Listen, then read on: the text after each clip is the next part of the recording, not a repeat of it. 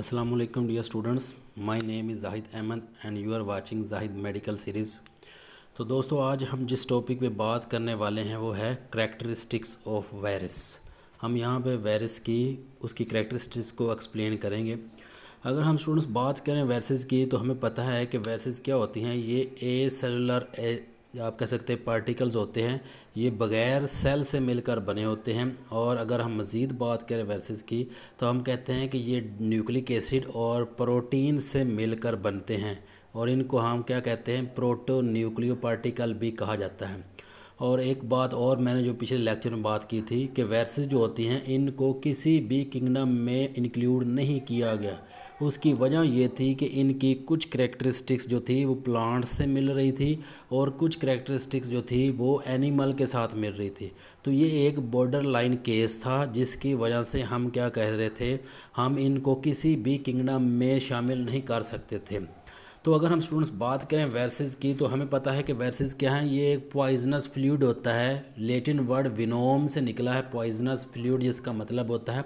और ये क्या करते हैं, बॉडी के अंदर डिफरेंट डिसीज़ काज करते हैं। तो आज के लेक्चर में हम बात करेंगे इनकी करेक्टरिस्टिक्स की कि इनके अंदर कौन कौन सी खूबियाँ पाई जाती हैं। तो लेट्स स्टार्ट स्टूडेंट्स। हमारे पास सबसे पहली अगर हम बात करें इनकी करेक्टरिस्टिक्स की वायरस की तो हम क्या कहते हैं, वायरसेस जो होती हैं ये इनका साइज़ जो होता है वेरी स्मॉल होता है। ये क्या होता है, वेरी स्मॉल पार्टिकल्स होते हैं। इवन के हम बात कर सकते हैं कि जो लार्जेस्ट हमारे पास वायरस होता है, याद रखें, जो लार्जेस्ट वायरस होता है उसका साइज़ जो होता है वो स्मॉलेस्ट बैक्टीरिया के बराबर होता है। आप कह सकते हैं कि लार्जेस्ट वायरस जो है वो किसके बराबर है, स्मॉलेस्ट बैक्टीरिया के साइज़ के बराबर है। तो अगर हम स्टूडेंट्स बात करें लार्जेस्ट वायरस की तो वायरसेस की जो है हमारे पास डिफरेंट आप कह सकते हैं जीनोम की बेस के ऊपर इनकी डिफरेंट हम एक्सप्लेन करते हैं लार्जेस्ट वायरस को। तो अक्सर जो देखा गया लार्जेस्ट वायरस अगर आरएनए की बेस पे देखा जाए जो लार्जेस्ट वायरस है तो हमें क्या मिलता है, वो कोरोना वायरस मिलता है। क्या मिलता है स्टूडेंट्स, कोरोना वायरस जो है ये आरएनए लार्जेस्ट वायरस होता है। और जो स्मॉलेस्ट बैक्टीरिया है उसको हम कहते हैं माइकोप्लाज्मा। क्या नाम देते हैं भला, माइकोप्लाज्मा। तो याद रखें स्टूडेंट्स, लार्जेस्ट वायरस का साइज़ स्मॉलेस्ट बैक्टीरिया के बराबर होता है। मतलब ये बहुत ही छोटे होते हैं। इसी वजह से हम क्या कहते हैं कि वायरसेस जो होते हैं ये हमारे पास क्या है, ये फ़िल्टर पेपर से गुज़र सकते हैं। These can pass through the filter paper. और इसी चीज़ को एक्सप्लेन किया था चैम्बरलैंड ने। किसने बोला, चार्ल्स चैम्बरलैंड ने क्या कहा था, चैम्बरलैंड ने यही बात प्रूव की थी। उसने कहा था कि बैक्टीरिया जो है वो हमारे पास पोर्सलिन फ़िल्टर पेपर को क्रॉस नहीं कर सकते, लेकिन वायरसेस जो होती हैं ये पोर्सलिन फ़िल्टर पेपर से भी गुज़र जाती हैं। मतलब ये बहुत छोटे पार्टिकल्स होते हैं। और अगर हम इनके साइज़ की बात करें तो ये तकरीबन 10 to 1000 टाइम स्मॉलर होते हैं बैक्टीरिया से। कितने गुना छोटे होते हैं, 10 से 1000 गुना ये हमारे पास बैक्टीरिया से छोटे होते हैं।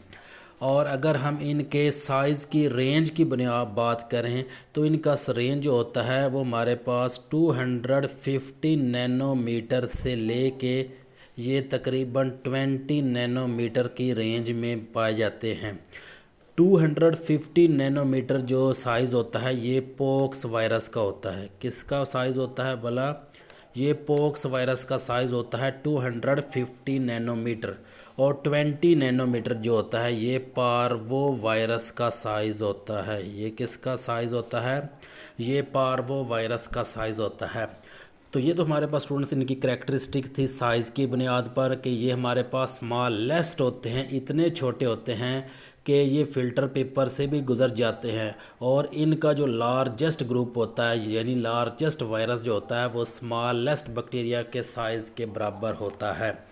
इसके अलावा अगर हम स्टूडेंट्स बात करें इनकी रिप्रोडक्शन की, अगर हम इनकी बात करें रिप्रोडक्शन की, मतलब ये रिप्रोड्यूस कैसे होते हैं, तो याद रखें स्टूडेंट्स, हमारे पास जो वायरसेस होते हैं ये मोस्टली होस्ट डिपेंडेंट होते हैं। क्या होते हैं भला? होस्ट डिपेंडेंट होते हैं। मतलब अगर ये आर्टिफिशियल मीडिया पे मौजूद हैं, बाहर मौजूद हैं, तो ये ग्रो नहीं कर सकते, ये रिप्रोड्यूस नहीं हो सकते हैं।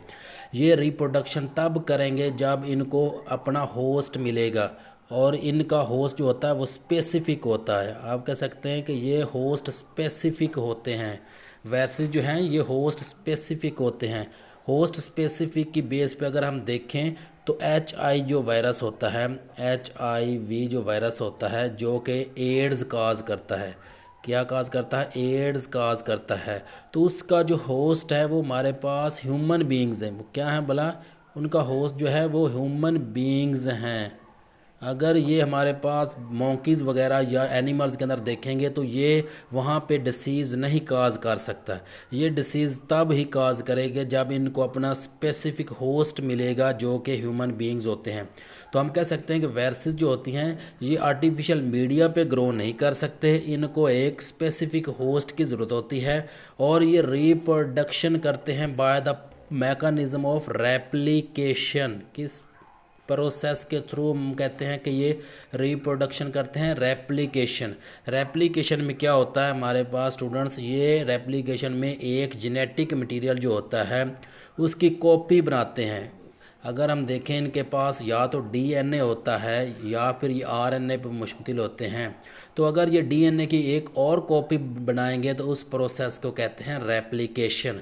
और ये रेप्लिकेशन कब करते हैं? जब ये होस्ट के अंदर एंट्री कर लेते हैं, तो हम कहते हैं कि ये होस्ट स्पेसिफिक होते हैं।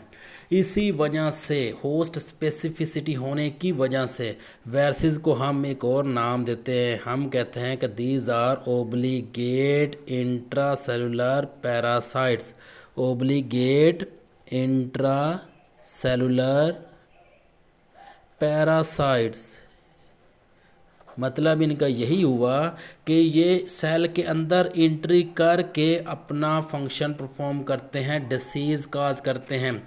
और ये क्या है? पैरासाइट होते हैं। पैरासाइट का हमें पता है कि वो एजेंट होते हैं, वो हमारे पास ऑर्गेनिज्म होते हैं जो कि डिसीज़ काज करते हैं होस्ट के अंदर। तो ये होस्ट के अंदर एंट्री करके डिसीज़ काज करते हैं, इसीलिए इनको हम कहते हैं ओब्लिगेट इंट्रासेलुलर पैरासाइट।